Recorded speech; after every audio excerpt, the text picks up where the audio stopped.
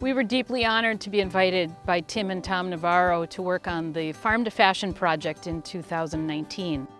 These sheep are, the vast majority of them are Leicester sheep, either blue-faced Leicester or their first cousins, the English Leicester, also known as English long wools. We have 35 adult animals here on the farm, and from that comes about 300 pounds of fleece a year. Tim and Tom wanted to use wool in their garments, and they chose our farm to deliver the off-white natural color that you saw on our sheep outside. It has been washed 3 times into a cloud, and from that we put it through 2 different pieces of equipment. One is a picker, which opens that fiber up and further cleans it, and the other is a carding machine, which starts to get the fibers more organized in one direction instead of many. That's important because these sections are called rovings. This is what's used by spinners to make yarn. They'll take a smaller section, and when they spin it on a spinning machine of any kind, either by hand or by machine, once it's twisted, it is virtually impossible to break. And it's very much, that's what they wanted in a strong garment. The end result was this yarn, very nubby.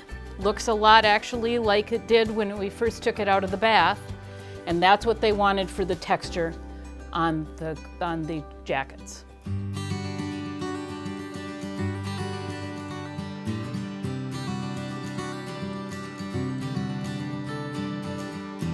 So in 2019, I donated 4 cones of sock yarn that were woven into this beautiful fabric that was made into these beautiful garments. 4 cones of sock yarn made 7 yards of this beautiful fabric. This was woven by Tracy Crum at the Textile Center in Minneapolis. All right, so here we are in the yak pasture.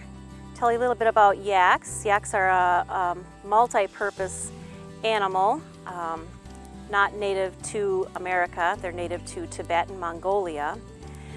Yaks are just a delightful animal because they have so many wonderful qualities about them. They have the face of a cow. They have the personality of a dog. You'll notice their shoulders are humped like a bison. They've got short little feet, so they're as nimble as goats. And they've got the tail of a horse. And they're as quiet as fish. They don't say anything. They'll do a low grunt when they're calling their young or potentially communicating with each other, but they're really quiet, docile animals. Now we have this large amount of raw fiber. All this raw fiber needs to be sent into a fiber mill where they're going to separate out the guard hair. This is the coarse, larger, long hair that really doesn't spin up well, but it's not wasted. They're going to use this long guard hair. They're going to wrap it around a cotton core and make a nice long piece of yarn from it, and with that they go and weave into rugs. A really good soft fiber that has a lot of crimp, that is going to be made into a roving. From the roving goes into various types of yarn. Nice yarn that you can knit into hats, scarves. We also have sock yarn. Sock yarn is very thin, and this can be made into socks.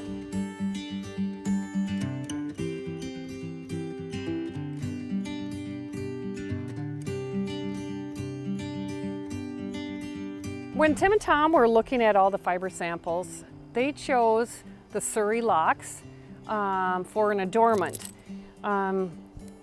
These would have been cut off of an alpaca at shearing time on the blanket part, which is kind of from shoulder to hip. As you can see, Cal has been shorn. We do that 1 time a year. We try to do it the first weekend in May on this farm. All alpaca fiber is usable in some form. The most valuable part is the blanket, but the legs can be used, the neck can be used more for rugs or socks and items like that. Their fiber also is fire resistant, water resistant. They have these properties because they are from the Andes Mountains. That is the only place that they originate from Peru, Chile, and Bolivia. Alpaca has many, many uses. You can also make blankets, use it as a filler if you're making quilts.